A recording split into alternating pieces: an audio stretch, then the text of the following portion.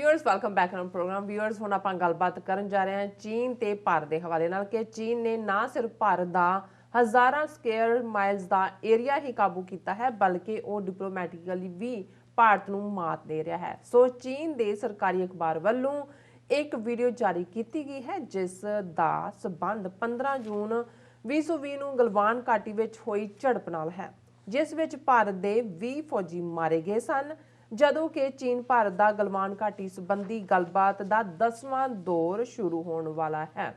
सो चीन वालों ये वीडियो जारी करने की की अहमियत है, सो इस बारे आप विचार चर्चा करन जा रहे हैं। सो असीं चाहांगे कि तुसीं साडे नाल इसी तरह ही बने रहना। देखण सुनने लई तुहाडा सबका बहुत बहुत शुक्रिया जी। राज साहब की कहना चाहोगे इस मुद्दे बारे?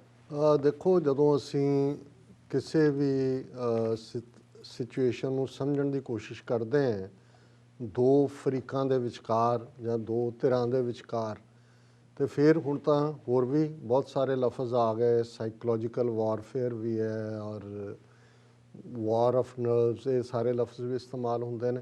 पर जे कॉमन जी समझ होए, एक तां हुंदा है कि जंग दे मैदान च किने किहनूं कुੱਟਿਆ, फिर हुंदा है भी किने किहदी की चीज़ ते कब्जा कीता, बिल्कुल। फिर जदों समझौते दे नां थल्ले हुंदा है कि भाई किने की मोड़िया और किने की सबक सिੱਖਿਆ। जे असीं सधारण अज दीयां टर्म्स नूं ना भी कढी, हुण ਇਹਦੇ 'ਚ कोई शक नहीं है कि भारती हाकमां ने जदों अमरीका ने एक्सट्रा माइल जाके जिवें जूनीयर बुश दे वेड़े Indo US nuclear deal sign करवाई, दुनिया भर चों न्यूक्लीयर सप्लायर ग्रुप तो भी जिहड़ी है क्लीयरेंस लई, प्रैसलर अमेंडमेंट जिहड़ी 1998 च भारत और पाकिस्तान दोनों वालों न्यूक्लीयर टैसट करन तो बाद लागू की गई सी, भारत नूं ऑफ द हुक उहदे तो कर दिता है।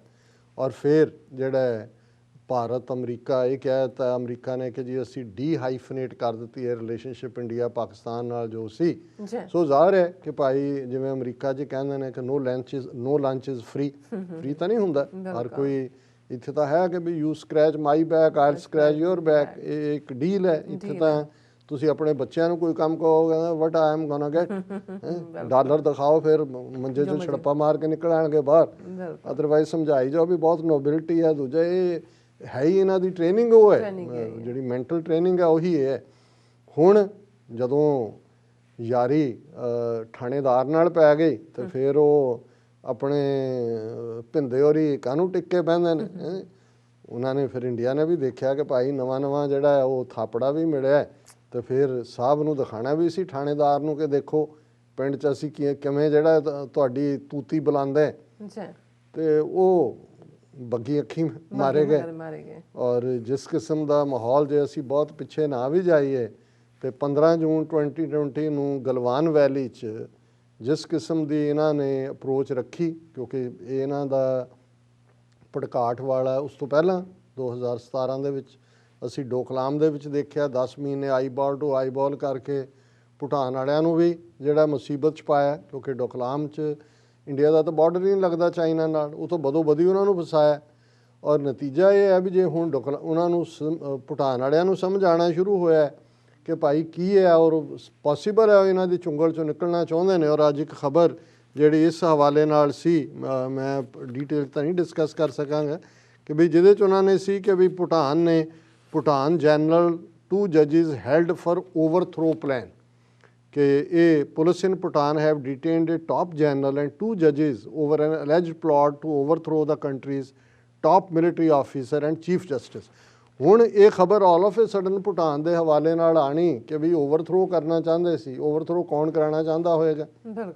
ज़ाहिर है कि इंडिया नूं लग रहा भी जिवें नेपाल हत्थों निकल गया, श्रीलंका है, बांग्लादेश भी विच विचाले है, तो भूटान ने देख लिया कि भाई इंडिया के पल्ले कुछ नहीं, वो तो डोकलाम ही टैसट सी।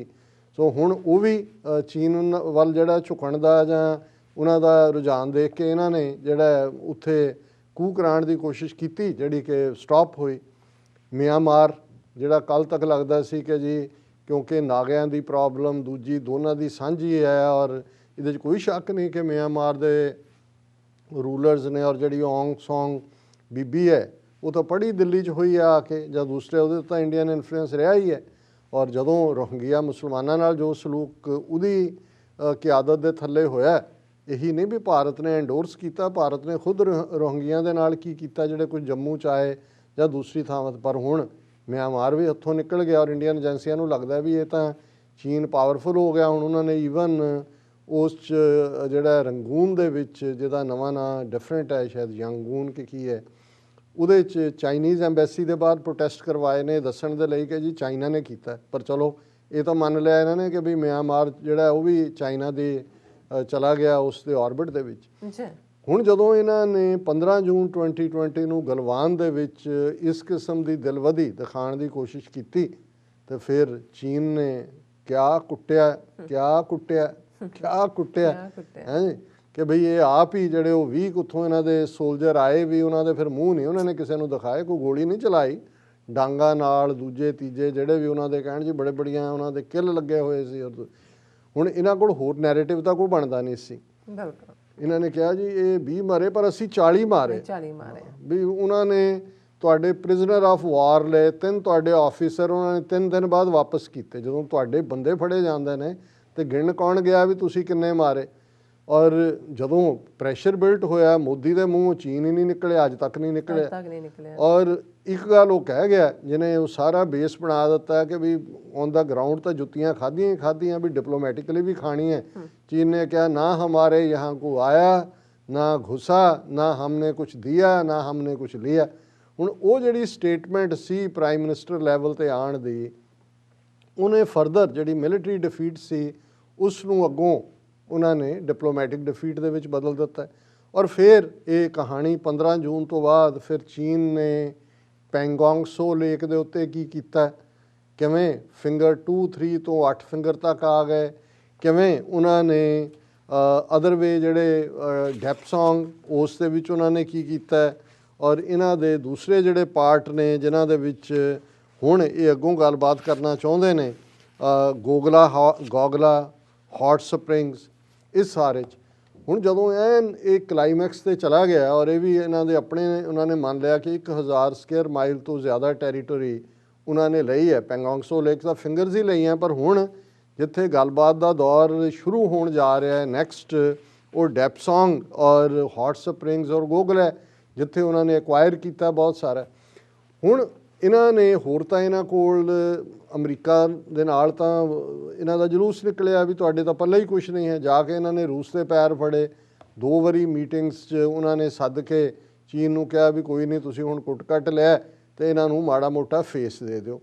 ਚੀਨ ਵੀ ਗੱਲਬਾਤ ਦਾ ਦੌਰ ਵੀ ਪਹਿਲਾ ਦੌਰ, ਦੂਜਾ ਦੌਰ, 10ਵਾਂ 11ਵਾਂ ਦੌਰ ਕਰਕੇ ਹੁਣ ਪੈਂਗੋਂਗ ਸੋ ਲੇਕ ਤੋਂ ਹਕੀਕਤ ਸਾਹਮਣੇ ਆ ਗਈ ਕਿ ਵੀ ਉੱਥੋਂ ਜੀ ਡਿਸਐਂਗੇਜਮੈਂਟ ਹੋ ਗਈ। ਚੀਨ ਨੇ ਆਪਣੇ ਟੈਂਕ ਪਿੱਛੇ ਕਰ ਲਏ, ਅਸੀਂ 30 ਕਿਲੋਮੀਟਰ ਪਿੱਛੇ ਆ ਗਏ। ਅਤੇ ਕੀ ਡਿਸਐਂਗੇਜਮੈਂਟ ਕੀ ਹੋਈ ਕਿ ਜਿਹੜੇ ਅੱਗੇ ਏਰੀਏ ਇਹਨਾਂ ਦੇ ਕੋਲ ਸੀ ਫਿੰਗਰ 7-8 ਤੱਕ ਕਰਨ ਦਾ, ਉਹ ਬਫਰ ਜ਼ੋਨ ਬਣਾ ਦਿੱਤਾ। ਜਿਹੜੀਆਂ ਪਹਾੜੀਆਂ 'ਤੇ ਚੜ੍ਹ ਗਏ ਸੀ ਕੈਲਾਸ਼ ਰੇਂਜ ਦੀਆਂ, ਉੱਥੋਂ ਉੱਤਰ ਆਏ ਅਤੇ ਫਿਰ ਲੌਟ ਕੇ ਬੁੱਧੂ ਘਰ ਕੋ ਆਏ, ਉੱਥੋਂ ਹੋ ਗਏ। ਹੁਣ ਜਿਹੜੀ ਗੱਲ ਅੱਜ ਵੱਡੀ ਖਬਰ ਬਣੀ ਹੈ ਕਿ ਜੀ ਚੀਨ ਦੇ ਸਰਕਾਰੀ ਮੀਡੀਆ ਨੇ ਖਬਰ ਔਰ ਇੱਕ ਵੀਡੀਓ ਪੋਸਟ ਕੀਤੀ ਹੈ ਉਸ 15 ਜੂਨ 2020 ਦੀ ਝੜਪ ਦੀ, ਔਰ ਉਹਦੇ 'ਚ ਉਹਨਾਂ ਨੇ ਐਡਮਿਟ ਕੀਤਾ ਹੈ ਕਿ ਸਾਡੇ 4 ਜਵਾਨ ਸਣੇ ਅਫਸਰਾਂ ਦੇ, 1 ਜਾਂ 2 ਅਫਸਰ ਹੋਣਗੇ, ਉਹ ਮਾਰੇ ਗਏ। ਹੁਣ ਇੰਡੀਅਨ ਮੀਡੀਆ ਇੱਕ ਪਾਸੇ ਪਹਿਲਾਂ ਤਾਂ ਭੁੜਕ ਰਿਹਾ ਕਿ ਜੀ ਅੱਛਾ, ਪਹਿਲਾਂ ਤਾਂ ਚੀਨ ਮੰਨਦਾ ਹੀ ਨਹੀਂ ਸੀ ਉਹਨੇ, ਹੁਣ ਜਿਹੜੇ ਦੂਜੇ ਨੇ ਉਹ ਕਹਿੰਦੇ ਵੇਟ ਅ ਮਿਨਟ। ਹੁਣ ਜਿਹੜੀ ਇੱਕ ਪਾਸੇ ਤਾਂ ਇਹ ਹੈ ਕਿ 10th round of commander level talks between India and China tomorrow, ਕਿ ਕੱਲ੍ਹ ਕਮਾਂਡਰ ਲੈਵਲ ਗੱਲਬਾਤ ਹੋਣ ਜਾ ਰਹੀ ਹੈ। ਜਿਹੜੇ ਦੂਸਰੇ ਨੇ ਡੈਪਸੋਂਗ ਲੇਕ ਔਰ ਦੂਸਰਿਆਂ ਦੇ ਉੱਤੇ ਗੋਗਰਾ ਔਰ ਹੌਟ ਸਪਰਿੰਗ 'ਚ, ਉਹਨਾਂ ਨੇ ਕਿਹਾ ਵੀ ਐਨ ਇੱਕ ਦਿਨ ਮੌਕੇ ਪਹਿਲਾਂ ਚੀਨ ਨੇ ਇਹ ਵੀਡੀਓ ਕਰਕੇ ਜਾਂ ਚੀਨ ਸਾਬਤ ਕੀ ਕਰਨਾ ਚਾਹੁੰਦਾ। ਔਰ ਜਿਹੜੇ ਉਹਨਾਂ ਦੇ ਥੋੜ੍ਹੇ ਬਹੁਤ ਸਿਆਣੇ ਨੇ ਉਹਨਾਂ ਨੇ ਕਿਹਾ ਭਾਈ ਇਹਨਾਂ ਨੇ ਤੁਹਾਨੂੰ ਇੱਕ ਤਾਂ ਤੁਹਾਡੇ prime minister the statement on ਰੈਕਰਡ ਹੈ, ਫਿਰ ਉਹ ਜਿਵੇਂ ਕਹਿੰਦੇ ਨੇ ਕਿ ਜਿਹਦੇ ਮੂੰਹ 'ਚ ਕਈ ਵਿੱਥਾਂ ਹੋਣ ਉਹ ਕਈ ਪਾਸਿਓਂ ਆਵਾਜ਼ ਕੱਢਦਾ ਹੈ। ਇਹਨਾਂ ਦਾ deputy external affairs officer minister of state ਜਿਹੜਾ ਜਨਰਲ ਵੀ ਰਿਹਾ ਫੌਜ ਦਾ, ਮਲਕ, ਉਹਨੇ ਕਿਹਾ ਜੀ ਜੇ ਉਹ 10 ਵਾਰ ਆਏ ਨੇ ਤਾਂ ਅਸੀਂ 50 ਵਾਰ ਇੰਟਰੂਡ ਕੀਤਾ। ਉਹ ਵੀ ਚੀਨ ਨੇ ਇੱਕਦਮ ਉਹ ਸਪੀਚ ਜਿਹੜੀ ਆ ਉਹਦੀ ਸਟੇਟਮੈਂਟ ਪਿਕ ਕਰ ਰਿਹਾ ਔਰ ਮੀਡੀਆ ਦੇ ਸਾਹਮਣੇ ਕਹੀ ਉਹਨੇ ਅਨਾਦਰ ਰਾਏ 'ਚ, ਉਹਨਾਂ ਕਿਹਾ ਦੇਖ ਲਓ ਤੁਹਾਡੀ ਕਰਤੂਤ। ਹੁਣ ਹੋਣਾ ਇਹ ਹੈ, ਔਰ ਚਾਈਨਾ ਨੇ ਜਿਹੜਾ ਐਨ ਮੌਕੇ 'ਤੇ ਵੀਡੀਓ ਇਹ ਨੈਗੋਸ਼ੀਏਸ਼ਨ ਦੇ ਵਿੱਚ ਉਹਨਾਂ ਨੇ ਇਹਨਾਂ ਨੂੰ ਇਹ ਦੱਸ ਦੇਣਾ ਤੁਹਾਡੇ ਪ੍ਰਾਈਮ ਮਿਨਿਸਟਰ ਤੁਸੀਂ ਕੀਤਾ, ਤੁਸੀਂ ਵਾਇਲੇਟ ਕੀਤਾ, ਤੁਸੀਂ ਸਾਡੇ ਫੌਜੀ ਮਾਰੇ ਸੀ ਔਰ ਹੁਣ ਦੱਸੋ ਵੀ ਤੁਸੀਂ ਕੀ ਤੁਹਾਡੀ ਨੀਅਤ ਕੀ ਹੈ। ਔਰ ਦੇਣਾ ਦਵਾਣਾ ਕੁਛ ਨਹੀਂ ਹੈ ਉਹਨਾਂ ਨੇ ਕੁਛ ਵੀ। ਔਰ ਇਹ ਗੱਲ ਈਵਨ ਜਦੋਂ ਪਹਿਲੀ ਗੱਲਬਾਤ ਦਾ ਦੌਰ ਮੁੱਕਿਆ ਤੇ ਇਹਨਾਂ ਦਾ ਮੇਜਰ ਜਨਰਲ ਅਸ਼ੋਕ ਮਹਿਤਾ ਹੈ, ਕਾਫੀ ਅੱਛਾ ਡਿਫੈਂਸ ਐਕਸਪਰਟ ਹੈ, ਜਿਵੇਂ ਕਰਨਲ ਪ੍ਰਵੀਨ ਸਾਹਨੀ ਹੁੰਦਾ ਹੈ, ਉਹ ਨਿਊਟਰਲ ਗੱਲ ਕਰਦਾ। ਔਰ ਉਹਦੇ 'ਚ ਜਦੋਂ ਇਹਨਾਂ ਨੇ ਉਸ ਪੈਂਗੋਂਗ ਸੋ ਲੇਕ ਤੋਂ ਵਿਦਡਰਾਅਲ ਦੀ ਗੱਲ ਕੀਤੀ ਤੇ ਇਹਨੇ ਮਹਿਤੇ ਨੇ ਆਰਟੀਕਲ ਲਿਖਿਆ LAC withdrawal plan gives China the edge ਕਿ ਆਲਰੇਡੀ ਜਿਹੜੀ ਇਹਨਾਂ ਦੀ ਵਿਦਡਰਾਅਲ ਪਲਾਨ ਹੈ ਚਾਈਨਾ ਦਾ ਅਪਰ ਹੈਂਡ ਹੋ ਗਿਆ। The government which has demonstrated immense resolve by matching soldier for soldier and height for height, determined to stand up to China, seems to have suddenly cracked। ਜੀ soldier ਦੇ ਬਰਾਬਰ ਸੀ, 1 ਲੱਖ ਲੈ ਆਉਂਦੇ ਨੇ, tank ਲੈ ਆਉਂਦੇ ਨੇ, ਫਲਾਣਾ ਕਾ। ਉਹਨੇ ਕਿਹਾ ਵੀ they have suddenly cracked and surprisingly given to Beijing's pressure। ਇਹ ਉਹਨਾਂ ਦਾ ਰਿਟਾਇਰਡ ਮੇਜਰ ਜਨਰਲ ਲੈਵਲ ਦਾ ਬੰਦਾ ਕਹਿ ਰਿਹਾ ਕਿ ਭਾਈ ਇਹਨਾਂ ਦਾ ਕੰਮ ਹੋ ਗਿਆ। ਅਨਐਕਲੈਮਟਾਈਜ਼ਡ ਟੂ ਡਿਪਲੋਇਮੈਂਟ ਇਨ ਵਿੰਟਰ। ਫਿਰ ਉਹ ਕਹਿੰਦਾ ਜੀ ਫਸੇ ਕਿਉਂ ਗੋਡੇ ਟੇਕ ਕੇ ਨੱਕ ਰਗੜ ਰਹੇ ਨੇ ਕਿ ਵੀ ਚਾਹੀਦਾ ਤਾਂ ਇਹ ਸੀ ਕਿ ਵੀ PLA, it was PLA that was keen to pull back and descend from the heights which it had occupied for the first time after 1962. The velocity with which Chinese tanks, guns and troops pulled back last year was surprising। ਇਕੱਲਾ ਇਹ ਨਹੀਂ ਕਿ ਚੀਨ ਨੇ ਇਹਨਾਂ ਨੂੰ heights ਤੋਂ ਉਤਾਰਿਆ ਜਿਹੜਾ 62 ਤੋਂ ਬਾਅਦ ਪਹਿਲੀ ਵਾਰ ਇਹਨਾਂ ਦੇ ਕੋਲ ਸੀ। ਉਹਨੇ ਕਿਹਾ ਵੀ ਜਿਸ ਤੇਜ਼ੀ ਨਾਲ ਚੀਨ ਨੇ ਵਿਦਡਰਾਅ ਕੀਤਾ ਉਹਨਾਂ ਨੇ ਇਹ ਦੱਸ ਦਿੱਤਾ ਕਿ ਜੇ 24 ਘੰਟੇ 'ਚ ਉਹ ਸਣੇ ਆਪਣੇ ਟੈਂਕਸ, ਗਨਸ ਔਰ ਟਰੂਪਸ ਵਿਦਡਰਾਅ ਕਰ ਸਕਦੇ ਨੇ ਤੇ ਵਿਦਿਨ ਆਵਰਸ ਉਹ ਵਾਪਸ ਵੀ ਆ ਸਕਦੇ ਨੇ। ਔਰ ਇਹਨਾਂ ਨੂੰ ਤਾਂ 3 ਮਹੀਨੇ ਲੱਗ ਗਏ ਜਦੋਂ ਤੱਕ ਇਹਨਾਂ ਨੇ ਉੱਥੇ ਟੈਂਕ ਤੇ ਦੂਜੇ ਤੀਜੇ ਪਹੁੰਚਾਏ। ਹੁਣ ਇਸ ਸਾਰੇ 'ਚੋਂ ਜ਼ਾਹਰ ਹੈ ਕਿ ਵੀ ਇਹ ਚਾਈਨਾ ਨੇ ਇਹ ਐਕਨੋਲਜ ਕਰਕੇ ਇਸ ਦੇ ਉੱਤੇ ਜਿਹੜਾ ਉਹਨਾਂ ਨੇ ਅਪਰ ਹੈਂਡ ਨੈਗੋਸ਼ੀਏਸ਼ਨ 'ਚ ਵੀ ਲੈ ਲਿਆ। ਔਰ ਦੂਜੇ ਪਾਸੇ ਕਿਉਂਕਿ ਇੱਕ ਅਸੀਂ ਡਿਸਕਸ ਕੀਤਾ ਸੀ ਲਾਸਟ 'ਚ ਕਿ ਵੀ ਇਹਨਾਂ ਨੇ ਇੱਕ ਕੁਆਡ ਮੀਟਿੰਗ ਲਈ ਅਮਰੀਕਾ ਪ੍ਰੈਸ਼ਰਾਈਜ਼ ਕਰ ਰਿਹਾ ਇਹਨਾਂ ਨੂੰ ਔਰ ਉਹ ਕੀਤੀ ਵੀ ਵਰਚੁਅਲ, ਉਹਦੇ 'ਚ ਵੀ ਫਿਰ ਚੀਨ ਦਾ ਨਾਂ ਨਹੀਂ ਲਿਆ। ਔਰ ਜਿਵੇਂ ਹੁਣ ਉਹ ਦੌੜ ਰਿਹਾ ਭਾਰਤ ਚੀਨ ਦੇ ਸਾਹਮਣੇ ਅੱਖਾਂ 'ਚ ਅੱਖਾਂ ਪਾਉਣ ਤੋਂ, top Trump administration official advised to India on China Quad। ਔਰ ਇਹਦੇ 'ਚ ਜਿਹੜਾ ਉਹਨਾਂ ਦਾ ਰਿਹਾ deputy assistant to former US president Lisa Curtis, ਉਹਨੇ ਕਿਹਾ India must not reduce its interest in Quad as challenges from China will continue despite the disengagement at the line of actual control। ਹੁਣ ਹੋਇਆ ਇਹ ਹੋਣਾ ਹੈ ਕਿ ਜਿਹੜਾ ਸਮਝੌਤਾ ਵੀ ਚਾਈਨਾ ਨੇ ਵੀ ਡਿਸਐਂਗੇਜ ਕਰਨ ਦਾ ਕਿਹਾ, ਉਹਦੇ 'ਚ ਚਾਈਨਾ ਨੇ ਕਿ ਮਨਾਇਆ ਹੋਏਗਾ ਇਹਨਾਂ ਨੂੰ ਕਿ ਤੁਸੀਂ ਕੁਆਡ ਨੂੰ ਜਿਹੜਾ ਉਹ ਨਾਨ ਫੰਕਸ਼ਨਲ ਰੱਖਣਾ, ਅਦਰਵਾਈਜ਼ ਯਾਦ ਕਰ ਉਹ ਵੇਲਾ ਯਾਦ ਕਰ 15 ਜੂਨ ਦਾ, ਉਸ ਤੋਂ ਬਾਅਦ ਦਾ ਯਾਦ ਕਰ। ਸੋ ਅਸੀਂ ਸਮਝਦੇ ਹਾਂ ਵੀ ਇੰਡੀਆ ਨੇ ਫੁੱਲ ਥ੍ਰੈਸ਼ਿੰਗ ਔਰ ਬੀਟਿੰਗ ਲਈ ਹੈ ਔਨ ਦਾ ਗਰਾਊਂਡ ਵੀ, ਡਿਪਲੋਮੈਟਿਕਲੀ ਵੀ, ਪਬਲਿਕਲੀ ਵੀ। So in the end Punjabi ਦੇ ਇਸ ਫਰੇਜ਼ ਤੋਂ ਵਧੀਆ ਤਾਂ ਕੋਈ ਨਹੀਂ ਕਿ 100 ਗੰਢੇ ਵੀ ਖਾਧੇ ਤੇ 100 ਜੁੱਤੀਆਂ ਵੀ ਖਾਧੀਆਂ। ਅਜੇ ਵੈਸੇ 100 ਹੋਰ ਖਾਣੀ ਹੈ ਜੇ ਕੋਈ ਦਿਲ ਵਧੀ ਕਰਨ ਦੀ ਕੋਸ਼ਿਸ਼। ਬਿਲਕੁਲ। ਸੋ ਤੁਹਾਡਾ ਬਹੁਤ ਬਹੁਤ ਧੰਨਵਾਦ। ਸੋ ਇੱਥੇ ਲੈਣੇ ਬ੍ਰੇਕ। ਵਿਊਅਰਸ ਤੁਸੀਂ ਕਿਤੇ ਨਹੀਂ ਜਾਣਾ, ਮਿਲਦੇ ਆ ਆਫਟਰ ਦਿਸ ਸ਼ਾਰਟ ਬ੍ਰੇਕ।